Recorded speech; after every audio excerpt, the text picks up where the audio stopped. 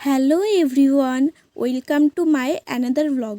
আজ 15ই ফেব্রুয়ারি, এখন সময় ঘড়িতে রাত 1:40। আজ আমরা 2টো বা 2:30টার দিকে বাড়ি থেকে বেরোবো আমাদের ফার্স্ট ট্রিপের জন্য। আমরা যাব সিকিম। এটা আমাদের হানিমুন ট্রিপ। এই ট্রিপটা নিয়ে আমি এবং আমার হাজব্যান্ড দুজনেই খুব এক্সাইটেড ছিলাম, কারণ এটা পুরোটাই আমরা বাইকে রাইড করে যাব। যেহেতু অনেকটা ডিস্টেন্স আমাদের লোকেশন থেকে সিকিম, তাই মনে একটু ভয় তো ছিলই, কিন্তু ভয়ের থেকে বেশি এক্সাইটেড ছিলাম আমরা। বাড়ি থেকে বেরিয়ে আমাদের ফার্স্ট স্টপেজ ছিল বহরমপুরের পাপ্পু ধাবা, যেটা আমাদের বাড়ি থেকে প্রায় 2 ঘন্টা 40 মিনিটের ডিস্টেন্সে ছিল। তো রাস্তায় বেরিয়ে এত ঠান্ডা ছিল তখনও, মানে কি বলার বাইরে। বাড়ি থেকে কফি করে নিয়ে গিয়েছিলাম, সেটাই খেয়ে নিলাম। তারপর আবার দাঁড়ালাম রায়গঞ্জ টোল প্লাজাতে। ওইখানে বসে একটু রেস্ট করে চা কফি খেয়ে আবার শুরু করলাম আমাদের জার্নি। আমরা যখন গিয়েছিলাম তার প্রায় 2 মাস পরে আমি ব্লগটা এডিট করতে বসেছি। কোনোই কারণ নেই গাইজ, আমি একদম বিজি না, আমি জাস্ট কুড়েমির ঠেলাই এতদিন পরে ব্লগটা এডিট করছি।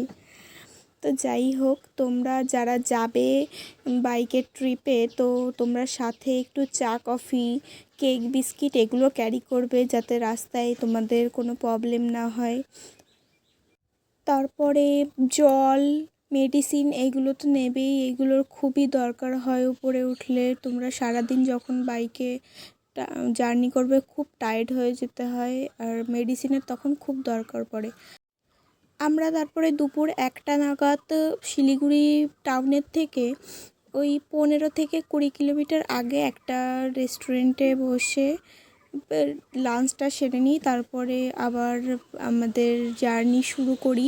তো দেখতে পাচ্ছ এখন 2 সাইড দিয়ে রোডের চা বাগান আছে। আমরা খুব এনজয় করতে করতে গেছিলাম, মানে ভিউ পুরো একদম ভিউ দেখতে দেখতে খুবই এনজয় করে গেছিলাম আমরা।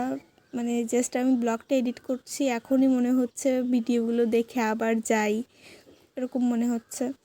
দিয়ে আমরা এই যে পাহাড়ের একদম ঢুকছি, এটা হয়তো সেই সেবক ব্রিজ এরকম কিছু একটা বলে এই জায়গাটা, আমি ঠিক বলতে পারবো না। দিয়ে খুবই এনজয় করেছি আমরা। তোমরাও যেতে পারো একবার এরকম বাইকে। মানে বাইকে যাওয়ার মতো মানে মজাই নেই, খরচও কম হয় সাধারণত বাইকে এমনি ট্রেনে বা গাড়িতে যাওয়ার থেকে। আর ভিউ তো তোমরা মানে অসাধারণ ভিউ পাবা বাইকে, যেটা গাড়িতে সম্ভব নয় একদমই। কিছু দূর গিয়ে আমরা একটু দাঁড়িয়ে রেস্ট করলাম। তারপরে আমরা চললাম গ্যাংটকের উদ্দেশ্যে, কারণ আজকে আমরা গ্যাংটকের স্টে করব।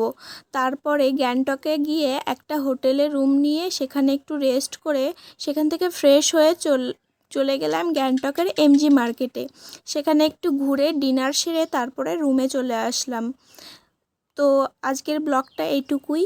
পরবর্তী আরও ভিডিও দেখতে চাইলে আমার চ্যানেলটিকে সাবস্ক্রাইব করে আমার পাশে থেকো, আর ভিডিওটি ভালো লাগলে একটা লাইক করে দিও।